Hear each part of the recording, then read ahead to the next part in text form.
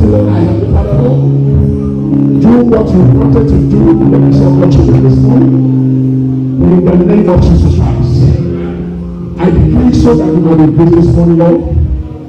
One word from you can change the life of somebody forever. Let your word come down this morning, Lord, and let it do a transformation in the name of Jesus Christ. Thank you, blessed my Lord, because we know my is in Jesus Christ's name we pray. Amen. Imagine what the people in Lagos are feeling right now. No one that Trump declared this place an essential service. The world is praying with God, the presence of God. But I tell you, it is the number one essential service. Praise God. There is nothing, no matter whatever you have in this life, there's a vacuum that cannot be filled by your material things. It is only the Spirit of God that can fill that vacuum. And if you live your life without that vacuum being filled, you suddenly discover that you are empty. You feel this emptiness that desires to be filled. That is the Spirit of God. So it is the number one essential service. Praise God. Hallelujah. You know, when we write out some people, if there's something I like about that man, and don't be surprised. Don't be surprised. I am not a prophet. I'm just expressing my opinion. If Trump is genuinely sincere with God, don't be surprised anyhow, he will return for the second term. Because God seeth the heart. Praise God. Man might write you off. Man can write you off. But God has a different view. In the mighty name of Jesus Christ. This morning, we want to take our Bible reading from Genesis. We want to read from chapter 1. From verse 1 to 12, please. Can you read me Genesis? Genesis chapter 1, verse 1 to 12. In the beginning, God created the heaven and the earth.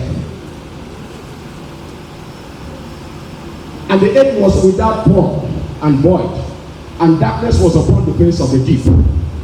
And the Spirit of God moved upon the face of the waters. And God said, let there be lights. And there was light. And God saw the light that it was good. And God divided the light from the darkness. And God called the light day, and the darkness he called night. And the evening and the morning were the first day. Praise God. And God said, let there be a firmament in the midst of the waters, and let it divide the waters from the waters. And God made the firmament, and divided the waters which were under the firmament from the waters which were above the firmament. And it was so. And God called the firmament heaven, and the evening and the morning were the second day. And God said, let the waters under the heaven be gathered together unto one place, and let the dry land appear. And it was so. And God called the dry land earth, and the gathering together of the waters called the seas. And God saw that it was good. And God said, let the earth bring forth grass, the herb yielding seed, and the fruit tree yielding fruit after his kind, whose seed is in itself upon the earth. And it was so. And the earth brought forth grass, and herb yielding seed after his kind, and the tree yielding fruit, whose seed was in itself after his kind. And God saw that it was good. Praise God. I don't want to finish because actually I am taking my theme from the whole of chapter 1 of Genesis. Praise God. The theme of today's message is God wants you to be involved. Praise God. God wants you to be involved. Hallelujah. The story of creation is a very interesting story. In fact, if you are born into a Christian home, that is probably the first story you hear about the Bible, in the Bible. How God created the heavens and the earth. And I know it is a very familiar story. Praise God.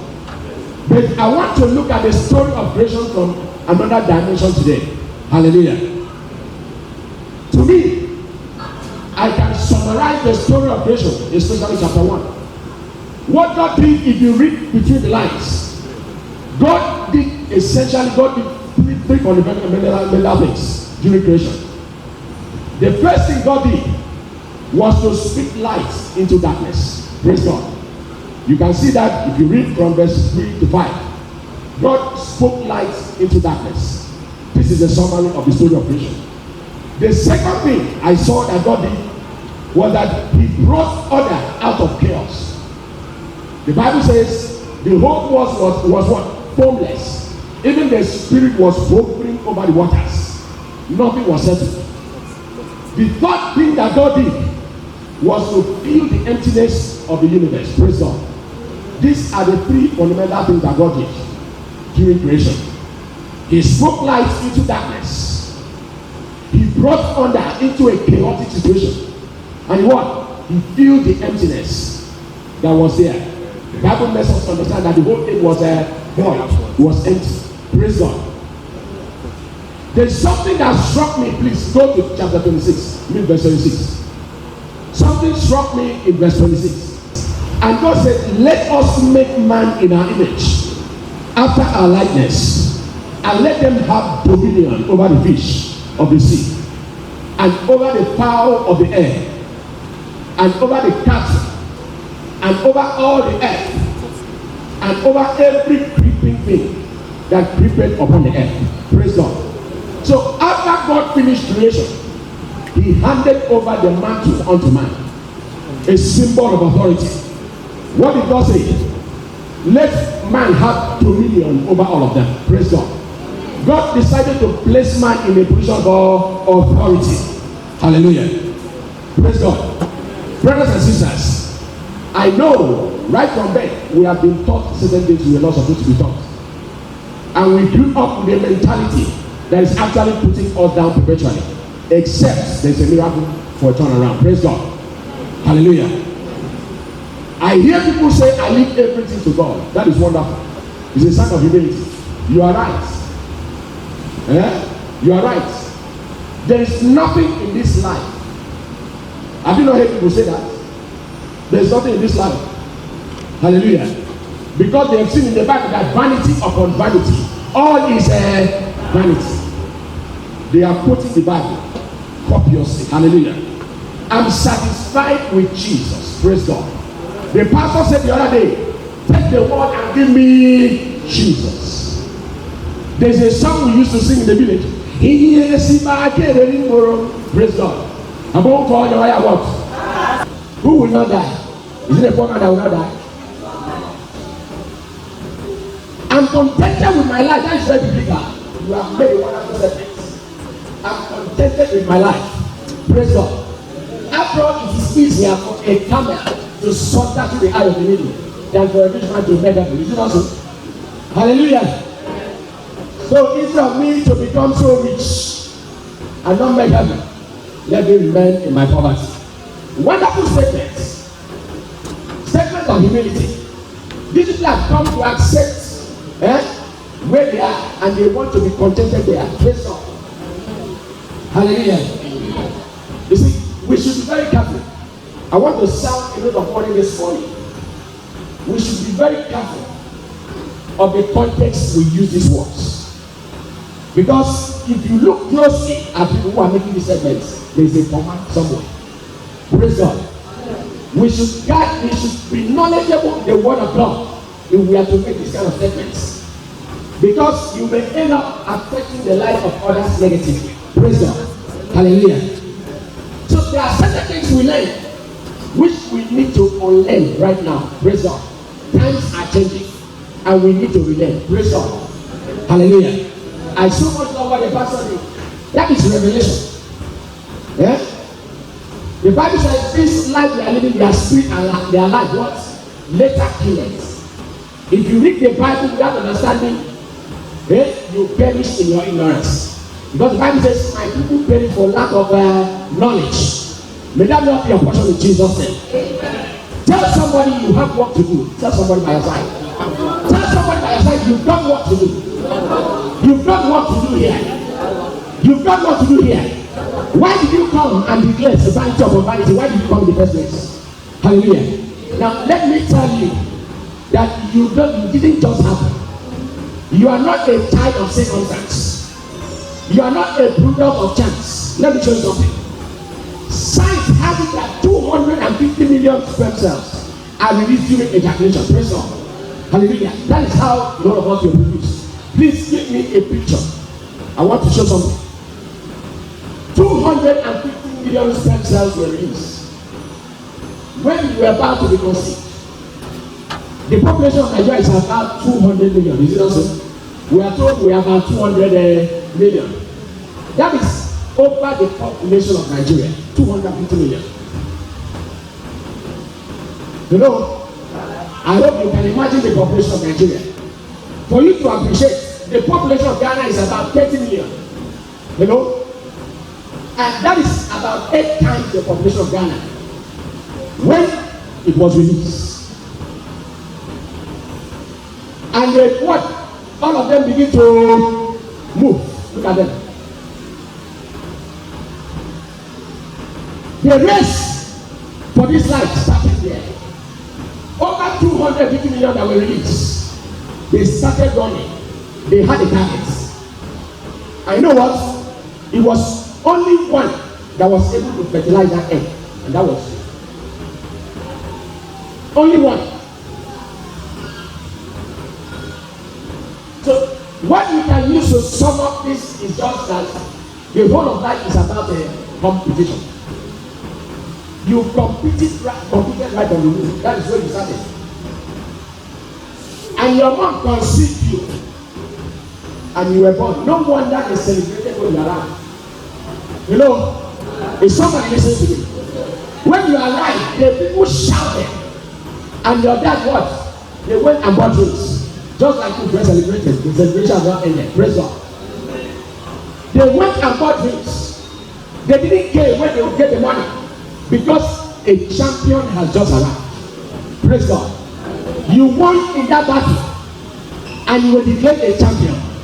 And that was how you came into the surface of the earth. Praise God.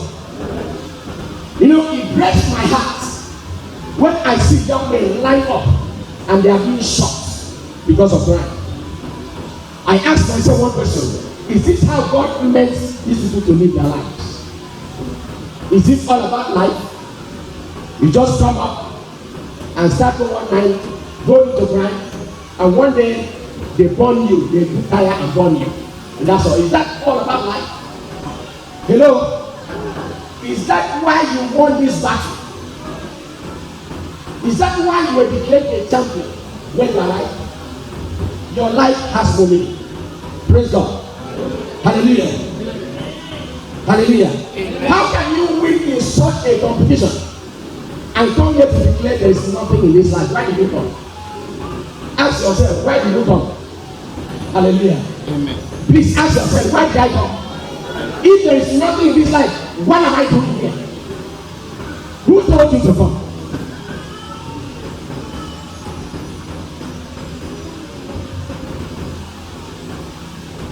If your life is so meaningless, how can a God in his infinite wisdom bring you to this life? God is not, he doesn't fumble. He knows exactly what he's doing. He couldn't have brought you here if your life is so meaningless. Tell somebody, I have a purpose in life. Tell somebody you have work to do here. You cannot just live like that. Tell yourself, I cannot just live like that. I have work to do here. And that was why I won in that competition.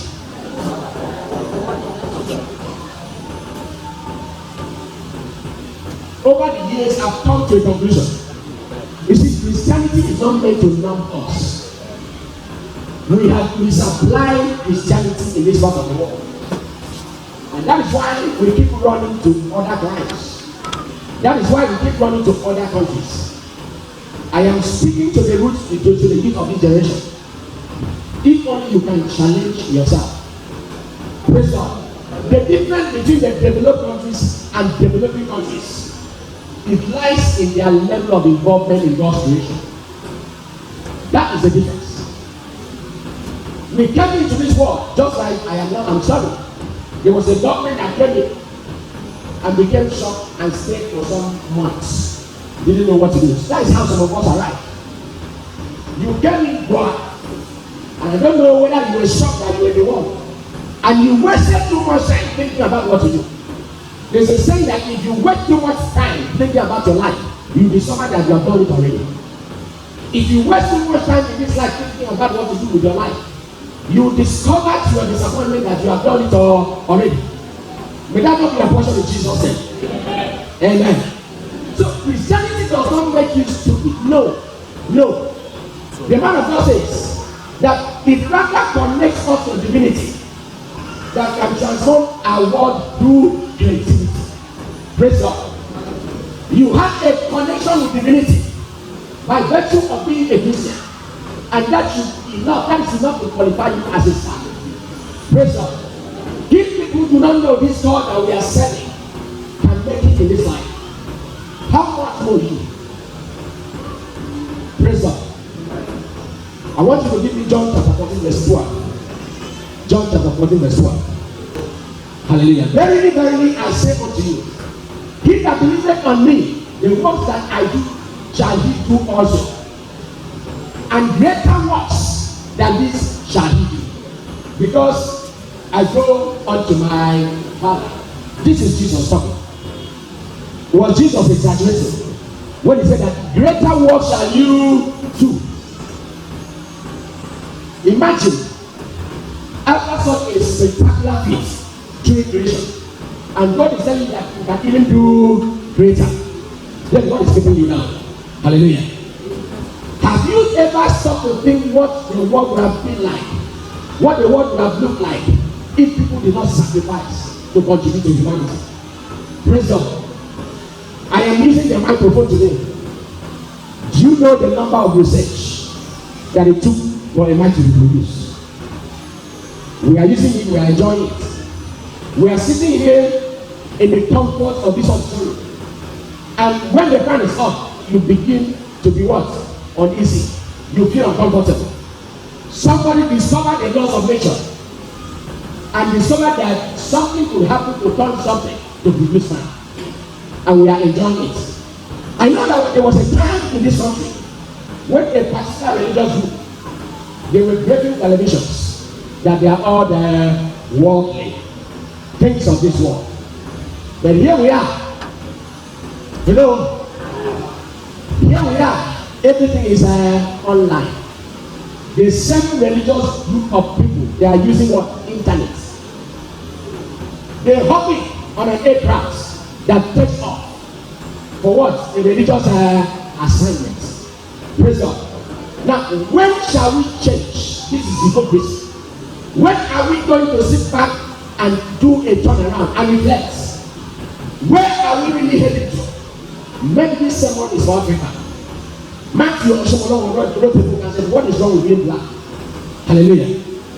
You have the potential. I tell you, the white man is he is no more endowed than the black man. Praise God. You can check the exploit that blacks are doing in the US. As of 2 years ago, I don't know whether the statistics have changed. We were the highest number of immigrants, educated Muslim immigrants. Hello, we have several PhDs, several masters, and graduates. And what? They are holding their own in US and other countries of the world. Our medical doctors are leaving the country in droves. And you know what? They are shining over there. Praise God. It is a high time. We sit back and reflect. What are we here for? What are we here for? Our faith is not limited to just attending church service on Sunday. It is related to every sphere of our lives every day. Each of us has an important work to do in the sight of God. Praise God. Tell somebody you have work to do here. God did not create you to just complete the number. Right from creation, there has never been somebody like you. And there is isn't, and there will never be a species exactly like you. You are unique. And God has embedded in you unique what? Potentials and qualities. God has equipped you to what? To live this life to the fullest. Praise God. Now back to the story of creation. By the story of creation, God himself has given us a schedule of duty. When you read the Bible, I pray that the Holy Spirit leads you to know what those things actually mean. God has given us what? A schedule of duty. There are certain things God wants us to do. Number one, God wants us to shine in darkness. God wants us to shine in darkness. God wants us to shine in darkness. How can you shine when you don't have the light in you in the first place? Praise God. The Bible says, light shined in darkness, and darkness cannot comprehend it. Praise God. How do you shine when you yourself you don't have the light? And who is this light? The Bible says in Luke chapter 6 verse 9, Jesus himself is the light. Give me Luke chapter 6. Praise God. Hallelujah. Luke chapter 6 verse 39 and 40. And also John chapter 8 verse 1. 39. And he spake a parable unto them. Can the blind lead the blind? Shall they not both fall into the ditch? You can't lead somebody if you cannot even see the way. Praise God. It is impossible. Hallelujah. The disciple is not about the master. Praise God. But everyone that is present shall be as his master. Give me John chapter 8 verse 1. Then spake Jesus again unto them, saying, I am the light of the world. He that followeth me shall not walk in darkness, but shall have the light of life. Praise God. Jesus is the source of your light. Jesus is the source of your light. If you attach yourself with him, if you attach yourself with him, he will show you the direction. What I mean by light in this context is vision. Praise God. Light in this context means vision, clarity of purpose. Proverbs chapter 29 verse 18. You are meant to show direction in this life. You are meant to shine light on situations that are confusing. What am I trying to say here? When people see you, they are supposed to smile because you are around. When people see you, they are supposed to see solution to that problem because you have the insight.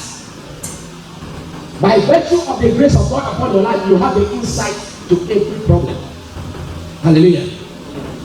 Do you know that there are people who immediately they step into an environment, the whole place becomes so tense and toxic?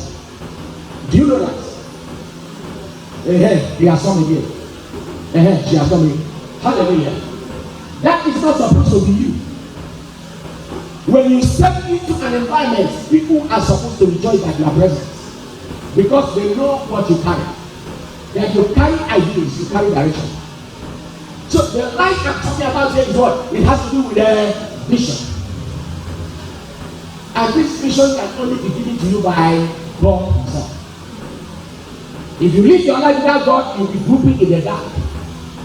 The Bible says that the footsteps of the righteous are ordered by God. Have you not for once, you suddenly remember something, and now you need to ask yourself, why didn't I remember that in the first place? Has it not occurred to you? The whole thing looks so simple. Say, how come I did not remember it? That is the administration of the Holy Spirit. Praise God. Hallelujah. Watch, if you are the type that when you step into an environment, the whole place becomes so toxic, you are not carrying the light of God. That is a sign of darkness. May that not be your portion in Jesus' name. People do not love my voice. Why is it that what is it? Why do people hate me like this? You know, I am not saying everybody is going to love you in this life. But be careful and be watchful. If it happens across the board, there's something wrong. You have to step back and re-examine your life. You are supposed to be the light. You are supposed to show what? Direction in life. Praise God. We are stagnant in this country because we lack vision. There is no vision. And the Bible says where there is no vision, my people perish. And that is why Nigeria is moving in circles. Anytime we have a leader with a vision of this man in Singapore, or what they said, I tell you, you will see a turnaround in this country. Nigeria is a great country. It's full of potentials. But what we lack is a leader with a vision to handle these potentials. Praise God. We are some of the most intelligent human beings on earth. I am not exaggerating. Data shows all of this. But why are we still moving in circles? Because there's what? There's no leader with a vision. The same thing is applicable to the church. Even here, if there's no vision in any group you are leading, if you don't have a vision for that group, I tell you, you are just passing time. And when the time comes, my tenure is over. That is not what God wanted you to do. Ask yourself, if God comes today, the assignments He gave to you, will He be pleased with you? I want you to answer that question. You are supposed to put smile on people's faces. You are supposed to be the source of light in your community, in your environment, and even to the nation at large. Hello? I tell you that there is so much to be done. The ladder of success is always crowded at the bottom. There is so much space up there. It's just that nobody has determined to make a leap. Any day you decide to make a leap, take a leap, you discover that there is so much space up there you can explore. Hallelujah. Second point, God brought order out of chaos during creation. In Genesis chapter 1 verse 2, the Bible says that the earth was what? Formless. It was without form. It was a mass without any direction. There was no organization anywhere. Praise God. The whole place was not organized. The Almighty God was not comfortable with this state of affairs. God sat down and said, no, I have to reorder the earth. Praise God. He now started separating waters from waters. And said the water that is above is the sky. The one that is beneath is the sea. Now the sea, separating the sea from one sea and created the land. God did a wonderful and spectacular work. And that is why you see land, we have land right now, nowadays, and you see you have the seas and oceans. This organization was done by God. Praise God. How are you handling the assignments God has given to you? Have you brought order to the assignment? Even in your office. Hello? No employer will sack a staff who is very creative unless he wants to go down. Praise God. Even in your office. Have you brought order to that office? You are craving for promotion. What have you done to be promoted? Sometimes we come here and bother ourselves with prayers. There are certain things you must do to move forward. There are certain things that prayer will not help. Hallelujah. And this is one of it. And that is why we have to shift from all these religious gymnastics. Let us begin to do the doing.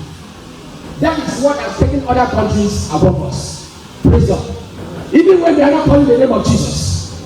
China, to the best of my knowledge, is not a country that is full of Christians. Praise God. But they are making progress. They have become a threat to even the United States right now. Because a group of people decided to say, no, we have to begin to reorder things in this country so that we can move ahead. Hallelujah. Praise God. How detailed are you? There's a saying that the devil is in the details. Have you seen a family maybe after a graduation in Lagos? As we say, a family of 5, a couple and 3 children. They were living in one room. Praise God. I don't mean one room, one bedroom flat. I mean one room, the bed is everything there. When I stepped into this room, what arrested my attention was the state of orderliness in that room. One room. They wanted to entertain us. They brought groundnut and brought garlic. You know what? The man went somewhere and picked a man. Went somewhere and picked partner. Went somewhere and picked school. Means they were arranged. Just like that. And now I was arrested my days were come back. Everything was as if it was ordered from God. God of mercy. How can people live in one room and be so detailed? Praise God. Hallelujah. Then a beautiful house is not a function of the size, but the finishing. Praise God. It's not how big your house is. How is the finishing? How organized are you? There are people when they step into your home, their eyes will be like this. If they are interested in otherness, they want to see how organized are you. You know what? Some of us have lost appointments in office because we are disorganized. A time you should keep your passport, keep it somewhere. This is where my passport. Anytime, if I wake up in the dream, this is where my passport is. There's a place you should keep your documents. Even in the dream, even in the dark, I can go there and you pick your documents. Now, an urgent call comes in. Please bring your documents immediately. You see what the devil uses to destroy us. You started pumping the whole of Nigeria for your documents. Because of what?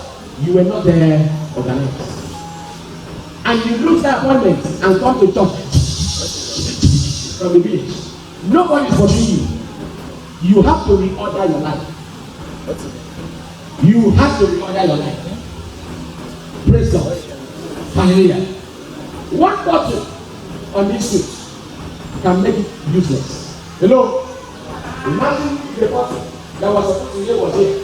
And I now come to this place and do like this. How will you look at me? What of this organization? Your life is not ordered. But God has shown us a very clear example. He started by ordering the whole universe, ordering the earth. And that should be a template. Praise God. A business card is so powerful a tool for transaction. I mean, your business card, hello, you can open job for you and you can close door against you. I mean, your business card. How do you present your what? Your proposal. Hello, how do you present your proposal? Let me help you to say, there's something I love about one man here. This is true confession. Maybe somebody can tell it. I'm saying it for the first time. Pastor Wall. Hallelujah. When God wants to send an invitation letter, if you did not want to come to that function because of that invitation letter, you plan to come. Praise God. You open the envelope and bring out an A4 paper. You say, wow. You see the details involved. What does that speak about the person? It speaks volumes about the person and the church that is sending that invitation. Don't joke with your life. These little things count. That is why the civilized world is ahead of us. We don't pay attention to details. Hallelujah. Amen. So you have to take note of the finishing of your life. How ordered is your life? How ordered is your life? I read a book on psychology recently. It was talking about the 5 personality traits of individuals. And something struck me with the word conscientiousness. And I thought to understand that conscientious people, they are described as what? People who are very organized and focused. You know? And they are said to belong to the class of people that are high flyers. They are high achievers. Because it's a reflection of what? Your organization externally is a reflection of internal stability. It means you as a person, you are very stable on the inside. Because if you are not stable, if you are not organized on the inside, the organization will not manifest on the outside. Praise God. If that pains you, if this what I'm describing now, if you are feeling on it, that is you. And God wants you to change. Your breakthrough could actually depend on that. There are certain things you don't need so much prayers. I lived with a guy when I told my wife already, when I was a bachelor, I spotted somewhere. I lived with this guy. We met in Lagos. And when he came here, the mom happened to work somewhere in the ministry here. So the lady helped me. So okay, since you don't have anywhere to stay right now, we are looking for a brother. Can you please come and stay with me? I know your sister. So I actually benefited from the goodwill of my sister in Lagos because they were good friends. I was in the same room with this guy. When he comes back from work, I mean a graduate, you know what he does? If he's wearing gym, he will just remove the gym like this on the floor, and you see his two legs, and you leave. I mean the gym is just positioned like that. You see that this is for the right leg, this for the left leg, you leave.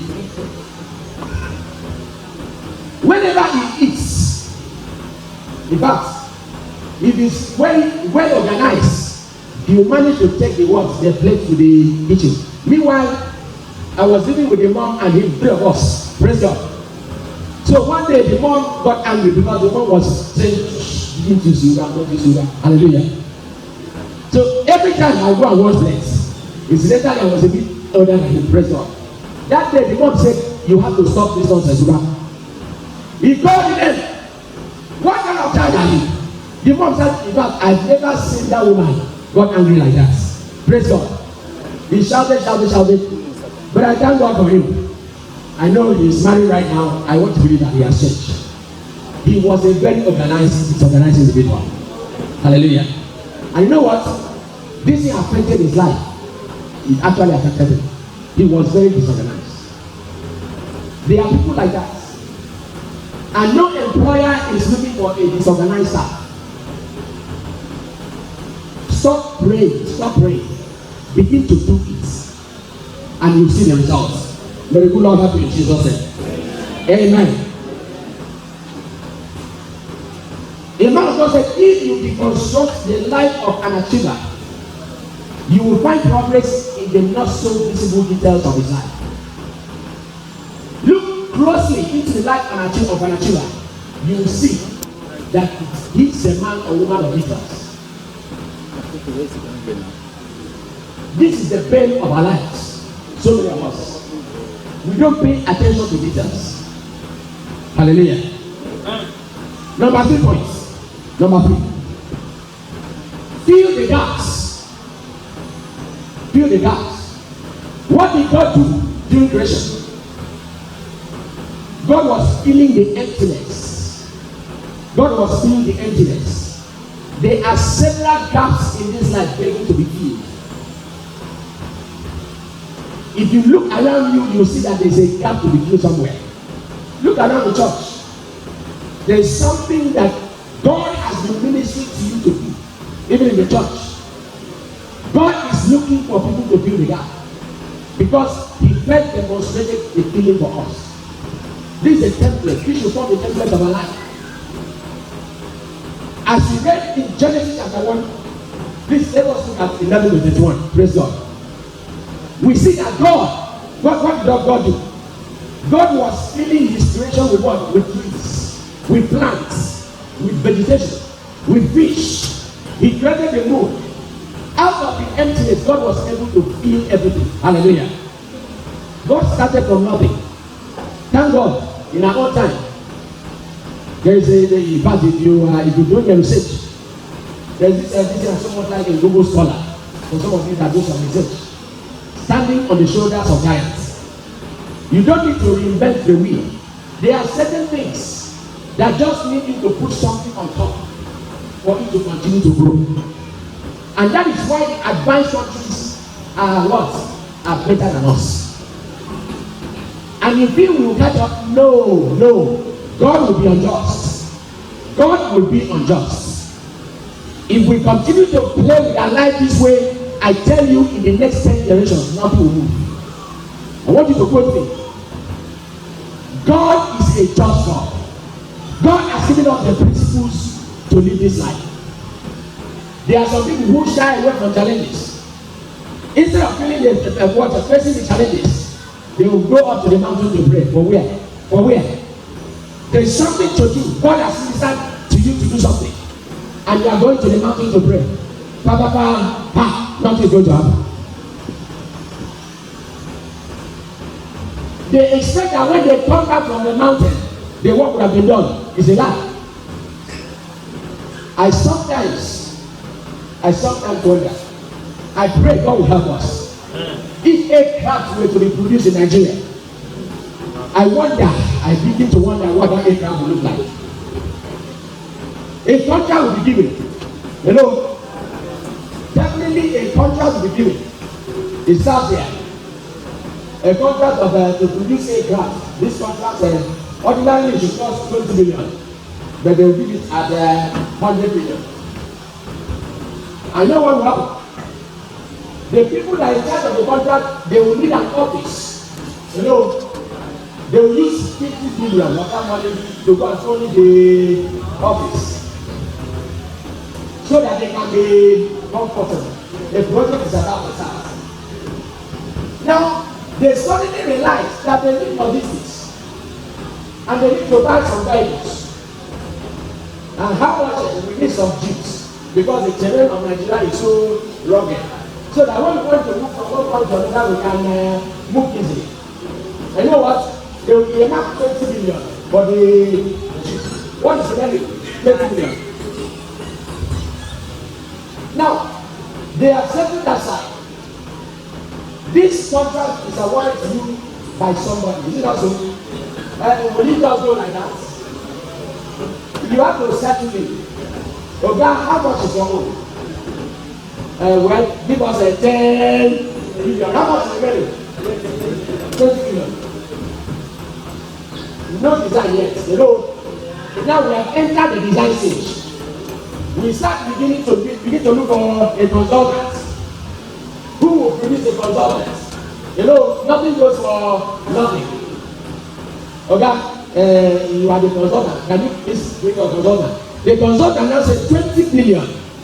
I don't tell you, I tell you 20 billion will not be enough for that project. Okay, why can't we just do a mini aircraft? What is he looking for? Something to put in his pocket, and it takes 5 billion. What is remaining? 15 billion. Now, after that, the whole job now starts, and somebody suddenly discovered that there is fraud going on somewhere. Some money has been eaten. And you know what? They set up a committee to investigate. You know? Now, for you to escape, those that are eating the money to escape the committee, their hands have to be greased. Oh God, take this 5 billion. Don't worry. What is remaining? 10 billion. Only God knows what will happen to the remaining 10 billion. The project is done. Hallelujah. That is Nigeria. The project is done. And you feel God will lead the people that are serious to come and bless you. Liar. God is a just God. Until you begin to be serious with your life, nothing is going to happen. I'm not a prophet of you, but it is high time we tell ourselves the truth. We have been moving around this mountain for too long. We have joked with our lives for too long. Let us leave religion. Whatever will be. That is fatalism. Christianity is not fatalism. You know, God needs your involvement. Hallelujah. If you look around, in spite of the hardship going on in the world right now, there is a place, there are some problems that are ready to be solved. If you want to take some time out, sit back and look around, there is a problem to be solved. And in every problem, there is money. Praise God. Every problem you solve brings money. You cannot solve an important problem and go back empty-handed. No. I watched a program yesterday. Oh my God. I fell in love with this man. He was giving an equation of talents. The man said talent plus training is equal to profit. I don't want to go into the real analysis. You have a talent. What do you do with that talent? You harness it, you develop it, and that is training. You know, when you develop this talent to a point, what do? You trade with it, and that is when you begin to have profit. You don't have a talent and go to the mountain for prayer. No. God wants you to develop that talent. I challenge the youth of this church. You can make a very big impact in this world we are living. you can make a big impact. Sit back. If you know that you have something in common, why not come together? You know, there's a saying that if you want to go fast, go alone. But if you want to go far, go with people. Praise God. Why not sit back, call people with the same ideology? How can we solve this problem? You know, even if you don't succeed, you will have succeeded in adding knowledge to the body of knowledge. Hallelujah. You have succeeded in what? Adding knowledge to yourself. And it is nothing is lost. Praise God. I challenge everyone today. God has given us the templates to live this life. Enough of this prayer gymnastics. Nothing is about to happen until you do something. Praise God. God has given you a framework. He has given you a template. You are supposed to live a life. You have a vision. What you want to do with life. What you want to do about your life. After the vision, you have to make sure that your life is organized. And organization means focus. You have to be disciplined. You should not be distracted anywhere. And after you are ordered, you know, begin to fill those gaps. There are gaps to begin in life. Be on your feet. Praise God. I don't know how God has ministered to you this morning. I don't know whether you have been ministered to. I don't know whether you have been ministered to. If all the preaching we preach on this pulpit, if only one, somebody can apply at least 2 in a year, your life will not be like this. Praise God. You may say, I have tried. You know, once bitten, twice shy. If I tell you how many times higher achievers have been beaten, you know that you realize that you have not been beaten. Nothing has beaten you yet. Once bitten, twice shy.